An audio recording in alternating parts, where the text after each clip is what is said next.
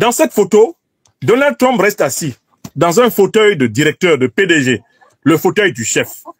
Et les 5 chefs d'État africains se tiennent debout derrière lui. 2 à sa droite, 3 à sa gauche.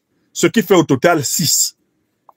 Un chiffre qui, dans la symbolique judéo-chrétienne d'ailleurs, correspond bien souvent au chiffre du diable et du malheur. Cette photo est une image qui, à elle seule, vaut plus de 36 000 mots. Donald Trump reste assis dans son fauteuil de président des États-Unis et il fait tenir debout, sagement derrière lui, les bras croisés devant ou derrière, il fait tenir 5 présidents africains. La structure de la photo est symbolique des photos de fin d'année que nous, les professeurs, nous faisons avec nos élèves et étudiants dans les classes.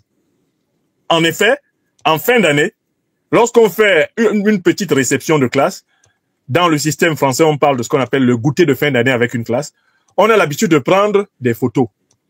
Le prof reste assis sur sa table, qui est le symbolique de son autorité, le symbolisme de son autorité pédagogique, et les élèves s'alignent, se classent derrière lui.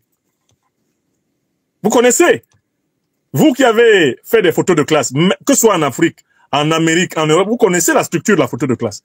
Le maître reste assis et les élèves se tiennent debout. Vous connaissez bien cette image, non? Mais c'est la même image qu'on utilise même dans les mariages polygamiques. Quand il y a une photo dans les mariages polygamiques, dans la tradition africaine, dans la tradition asiatique ou moyenne-orientale, l'homme reste assis, les femmes restent debout. Quand il y a une photo dans les familles, les photos de famille, les 2 parents sont souvent assis, le père et la mère, les enfants sont debout. Ce qui est toujours le signe de la hiérarchie qu'il y a dans la relation. Oui ou non? Vous pensez qu'au niveau où se trouve le président Donald Trump, une telle photo a été prise naïvement? Elle a été prise par hasard? Est-ce que cela ne nous rappelle pas la même photo où le ministre des Affaires étrangères de la République démocratique du Congo, Kayishema Wagner, et le ministre des Affaires étrangères de Paul Kagame du Rwanda sont debout derrière Trump, Trump est au milieu, assis? Cette photo est un langage. Je suis le chef. Et vous êtes mes subordonnés. Je suis le maître, vous êtes mes disciples. Je suis le professeur, vous êtes mes élèves. Je suis le supérieur, vous êtes mes inférieurs. C'est clair ou c'est pas clair?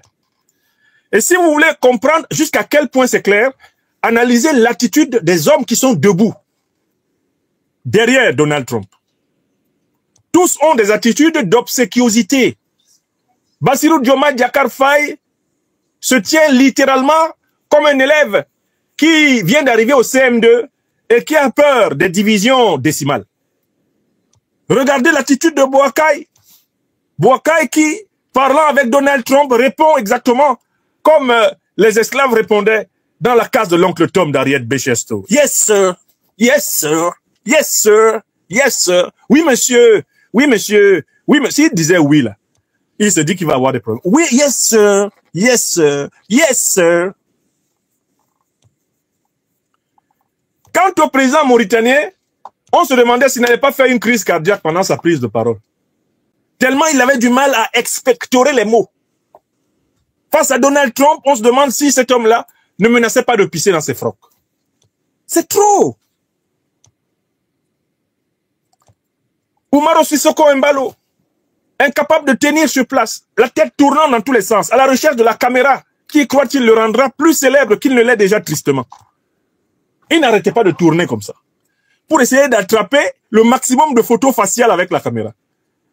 Mais tous ont été placés face à Trump avec des caméras dans leur dos. Les caméras ont été placées dans leur dos. Parce que celui qu'on devait voir, c'est Donald Trump. Et ce qu'on voulait voir, c'était la nuque de ses élèves. La nuque. Ça vous rappelle pas les photos de classe?